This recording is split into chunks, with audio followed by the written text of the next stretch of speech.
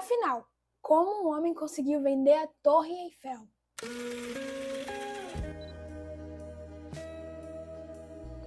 Oi, gente, tudo bem com vocês? Eu me chamo Alice Buriti e hoje nós vamos para mais um Delírio, que é uma série de vídeos que nós vamos fazer aqui no canal, que é sobre histórias que são difíceis de acreditar. Então, se você gosta desse tipo de conteúdo, já se inscreve aí, deixa o like e bora pro vídeo. O ano era 1925, lá em Paris. A França ainda sentia os efeitos da Primeira Guerra Mundial e a economia estava muito fragilizada. Todos os jornais falavam sobre o alto custo de manutenção que a Torre Eiffel tinha.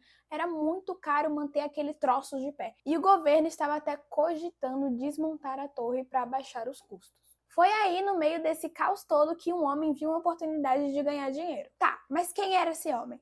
O nome dele era Victor Lustig e ele era conhecido por ser extremamente inteligente. Ele falava várias línguas e era super desenrolado. Ele era conhecido pela sua mania e destreza em convencer as pessoas a fazer tudo o que ele queria. Victor sempre foi muito elegante, se vestia muito bem, falava com classe, e isso fazia ele se misturar com as classes mais altas da sociedade. Então, Victor arquitetou um plano. Ele se passou por um alto funcionário do governo francês e falsificou documentos e enviou cartas para alguns dos maiores empresários e comerciantes de sucatas de Paris. Nas cartas, ele dizia que o governo estava pensando em desmontar e vender a Torre Eiffel por causa do seu alto custo de manutenção.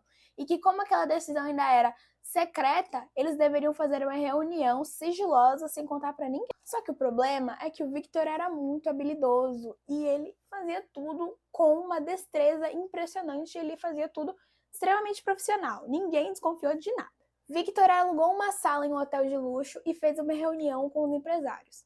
Ele apresentou documentos, falou sobre os supostos planos do governo em desmontar a torre e vender toneladas e mais toneladas de ferro, e tudo parecia fazer muito sentido, até porque todos os jornais estavam falando dos altos custos da torre, que o governo cogitava em desmontar a Torre Eiffel. Entre todos os empresários estava André Poisson. Victor percebeu que ele queria muito fechar aquele contrato, que ele queria muito ter a posse da Torre Eiffel, então ele fez mais uma jogada, né? De maneira sutil, ele disse que o André precisava pagar uma gratificação, sabe? Pagar antes de receber o ferro e tal. E ele caiu no papinho do Victor, sem nem pestanejar, mandou o dinheiro e até deu dinheiro extra para ele por causa da sua educação. Assim que recebeu o dinheiro, Victor pegou suas malas e fugiu para Viena. E quando André percebeu que tinha caído num golpe, ele ficou tão envergonhado que demorou muito tempo para avisar a polícia. Porque, né, comprar a Torre Eiffel é complicado. Que deu tempo suficiente para o Victor desaparecer e ficar foragido por muito tempo. E aqui que o delírio continua, meus amores. Depois de algum tempo, Victor voltou a Paris e tentou vender a Torre Eiffel de novo. Só que dessa vez o empresário foi mais inteligente e avisou a polícia e Victor fugiu de novo. Depois disso, ele continuou aplicando golpes em vários outros países e eram coisas, assim, muito absurdas. Tanto que eu trouxe alguns aqui para vocês verem. Por exemplo, ele já conseguiu vender máquinas de dobrar dinheiro, que você colocava uma nota de dólar e ela te devolvia duas. Só que na verdade era só uma máquina de papel em branco e normalmente as pessoas pagavam até 30 mil dólares por elas. Ele também fez falsificação de moedas e até aplicou um golpe em Al Capone. Mas na verdade não deu muito certo, ele conseguiu devolver o dinheiro pro mafioso antes de, né? E eles acabaram ficando amigos.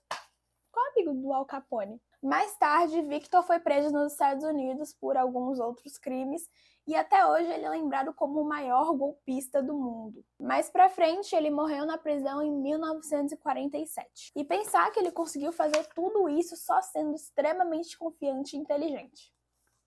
É como dizem, né? Todo dia sai um malandro e um otário de casa e quando eles se encontram, sai um negócio.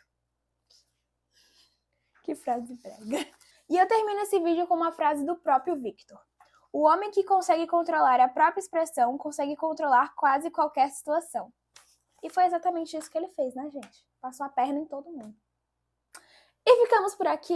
Esse foi o vídeo. Espero que vocês tenham gostado. Deixem aí nos comentários mais sugestões de histórias que vocês querem ouvir aqui. Qual vai ser o próximo vídeo da série Delírios. E foi isso, gente.